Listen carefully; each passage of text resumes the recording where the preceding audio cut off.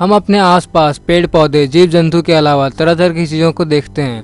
हम आसमान में सूर्य, चांद, तारे देखते हैं, लेकिन एक समय था जब इन चीज़ों का अस्तित्व नहीं था। वह समय था बिग बैंग की घटना से पहले का।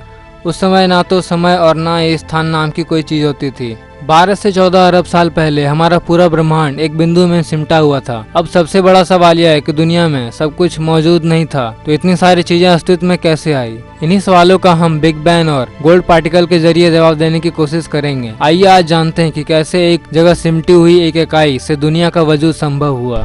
तो हेलो दोस्तों, मैं हूं अंचल और आप देख रहे हैं आपका अपना चैनल असली ज्ञान। और अगर अभी तक आपने हमारे चैनल को सब्सक्राइब नहीं किया, सब्सक्राइब करके बेल आइकन दबा लें ताकि इस तरह वीडियोस आपको मिलते रहे। 1927 में जॉर्जियस लेमाइटर ने बिग बैंग के सिद्धांत का प्रस्ताव रखा था और 1929 में एडविन हल्ब नाम के वैज्ञानिक ने इस सिद्धांत का विश्लेषण और अध्ययन किया। फिर स्टीफन हॉकिंग ने इसे यूं समझाया कि करीब 15 अरब साल पहले पूरा ब्रह्मांड एक बिंदु के रूप में सिमटा हुआ था। या यूं समझ लीजिए कि पूरी दुनिया की रचना जिन कणों और ऊर्जा के द्वारा संभव हुआ है वह एक छोटे से गेंद जैसी चीज में समाये हुए था। फिर अचानक से एक घटना हुई और बिंदु में मौजूद कण हर तरफ फैल गए और फिर ये कण तेजी से एक दूसरे से दूर भागने लगे। इस घटना को बिग बैंग के नाम से जाना जाता है। वैसे बिग बैंग को कुछ लोग महाविस्फोट समझ लेते हैं और कहते हैं कि एक महाविस्फोट से दुनिया का जन्म हुआ है, लेकिन यह सही नहीं है। हकीकत यह है कि अचानक ब्रह्मांड के सिमटे हुए बिंदु का विस्तार शुरू हो गया और जो अब तक जारी है।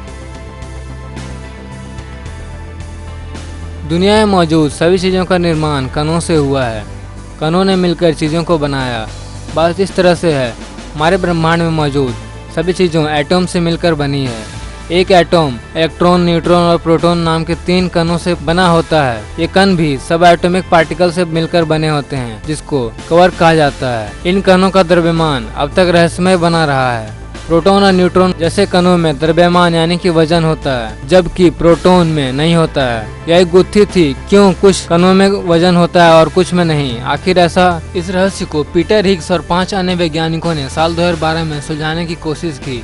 उन्होंने हिग्स बोसन का सिद्धांत दिया। उनके सिद्धांत के मुताबिक बिग बैंग के तुरंत बाद किसी भी कण में कोई वजन नहीं था। जब ब्रह्मांड ठंडा हुआ और तापमान के निश्चित सीमा में नीचे गिरता चला गया तो शक्ति की एक फील्ड पूरे ब्रह्मांड में बनी चली गई। उसी फील्ड के अंदर बल था और उसे हिग्स फील्ड के नाम से जाना गया। उन फील्ड्स के बीच कुछ कण थे जिनको पीटर हिग्स के सम्मान में हिग्स बोसन के नाम से जाना गया। इसे ही गॉड पार्टिकल भी कहा जाता है। उस सिद्धांत के मुताबिक जब कोई कण हिग्स फील्ड के प्रभाव में आता है तो हिग्स बोसन के माध्यम से उसमें वजन आ जाता है। जो कण सबसे ज्यादा प्रभाव में आता है उसमें ज्यादा वजन आता है और जो प्रभाव में नहीं आता उसमें वजन नहीं होता। उस समय तक सिर्फ यह अनुमान था कि हिग्स बोसन नाम का कण ब्रह्मांड में मौजूद है, लेकिन जुलाई 2012 में स्विट्जरलैंड में वैज्ञानिक ने हिग्स कण को खोजने की घोषणा की। हमारी इस दुनिया की रचना में द्रव्यमान का खास महत्व है। द्रव्यमान वह चीज है जिसको किसी चीज के अंदर रखा जा सकता है। अगर कोई चीज खाली रहेगी तो उसके परमाणु अंदर में घुसते रहेंगे और आपस में जुड़ेंगे नहीं।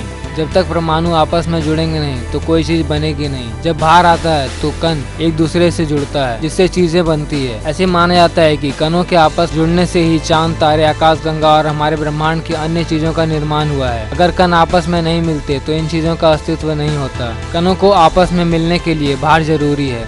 अमेरिका के एक विज्ञान लियोन लीडरमैन ने 1993 में एक पुस्तक लिखी थी। उस पुस्तक में उन्होंने कणों के द्रव्यमान और परमाणु के बनने की प्रक्रिया को समझाया था। उन्होंने किताब का नाम द गॉडडैम पार्टिकल रखा था, लेकिन प्रकाशक को यह नाम पसंद नहीं आया और उन्होंने इसका नाम बदलकर द गॉड पार्टिकल रख दिया। इस तरह से इसका नाम गॉड पार्टिकल कहा जाने लगा। इसका भगवान से कोई लेना देना नहीं है। दरअसल इंग्लिश के शब्द गॉडडैम को गुस्सा या चिड़चिड़ाहट व्यक्त करने के लिए इस्तेमाल किया जाता था। इसी चीज को ध्यान में रखते हुए लीडरमैन ने गॉडडैम का इस्तेमाल किया ताकि वह यह दिखा सके कि इस कण को खोजने में कितनी परेशानी का सामना करना पड़ा था।